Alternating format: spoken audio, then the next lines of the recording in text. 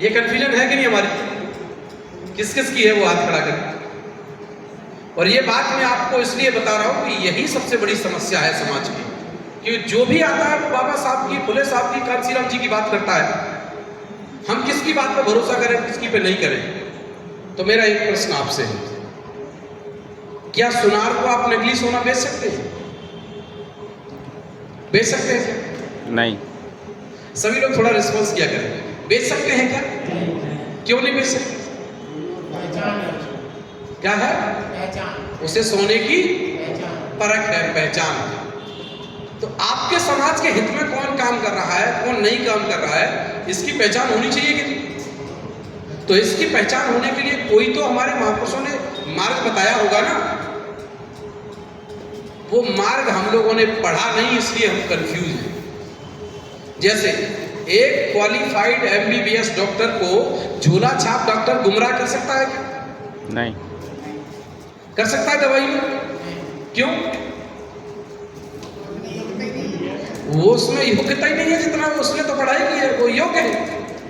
तो वैसे ही इस मूवमेंट को समझने के लिए मेरा आप लोगों से निवेदन है, कुछ मेरी हम उम्र के भाई हैं तो कुछ मेरे पिताजी की उम्र के हैं, हमारी 1-2 बहनें बैठी हैं। मेरा निवेदन है 5 किताबें आप जरूर पढ़ें।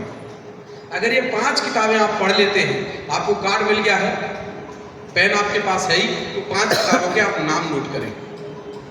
अगर वो 5 किताबें आप पढ़ लेते हैं तो मैं गारंटी के साथ कहता हूं आपकी बीमारी हमेशा के लिए ठीक हो जाएगी। आपको समझ में आ जाएगा कि आपको किसका साथ देना चाहिए और किसका साथ नहीं देना चाहिए।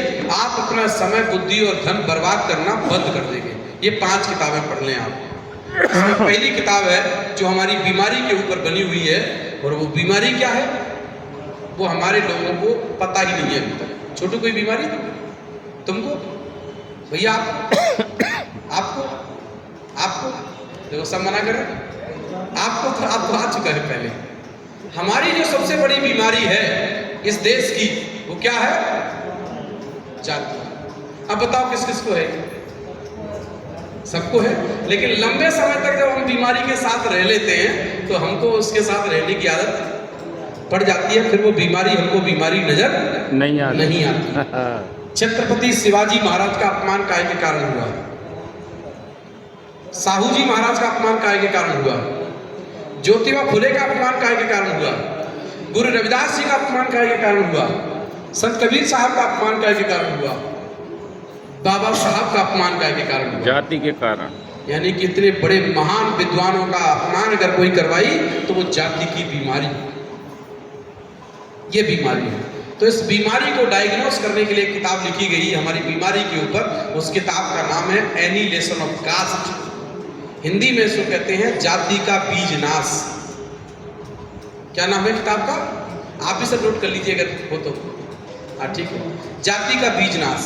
इस किताब के लेखक है बाबा साहब भीमराव अंबेडकर। दूसरी किताब है कि ये जाति की बीमारी कहाँ से आई, किसने बनाई, कैसे बनाई, क्यों बनाई।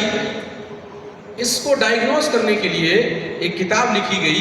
उस किताब का नाम है गुलामगिरी, जो लिखी है बाबा साहब के गुरु राष्ट्रपिता महामना ज्योतिबा फुले ने।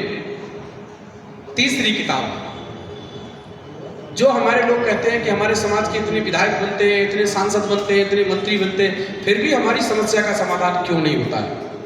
अगर हमको उसको समझना है तो एक किताब पढ़नी पड़ेगी हमको, जो आधुनिक भारत के महानायक ने लिखी है। उस किताब का नाम है चमचा युग, और लेखक हैं मान्यवर साहब कांसीराम जी। चौथी किताब है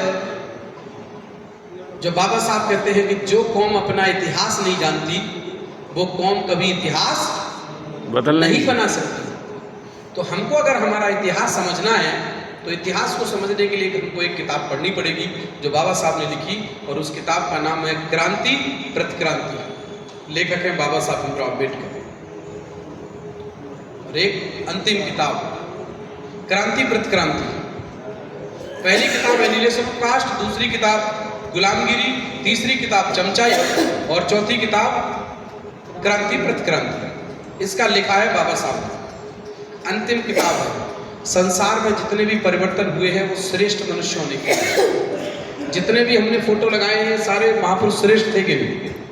इनमें से एक बता दो जो चोरी करता हो, व्यभिचार करता हो, दारूबाज हो, नशेड़ी हो, जंगेड़ी हो, या चिलम पीता हो, बीड़ी पीता हो, पुड़िया खाता हो, शराब पीता हो, ऐसा कोई पुरखा है हमारा?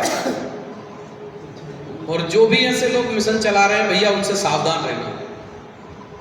आप काम वही करने जा रहे हैं कि बच्चे ने 12th किया है मैथ से और कोचिंग करवा रहे हो नीट, तो बताइए पैसा और समय बर्बाद जाएगा कि नहीं जाएगा? ऐसे लोगों से सावधान रहिए। अंतिम किताब है जो आपको श्रेष्ठ मनुष्य बनाएगी। जब तक आप श्रेष्ठ मनुष्य नहीं बनेंगे तब तक आप श्रेष्ठ काम नहीं कर पाएंगे। और श्रेष्ठ मनुष्य बनने वाली किताब है, उस किताब का नाम है बुद्ध और उनका धम्म, जो बाबा साहब भीमराव अम्बेडकर ने लिखी है, या गुरु रविदास की वाणी या गुरु कबीर साहब की वाणी। जो बुद्ध ने लिखा वही कबीर ने लिखा, वही रविदास जी ने लिखा, वही गुरु नानक ने लिखा, वही संत चोखा मेला ने लिखा, वही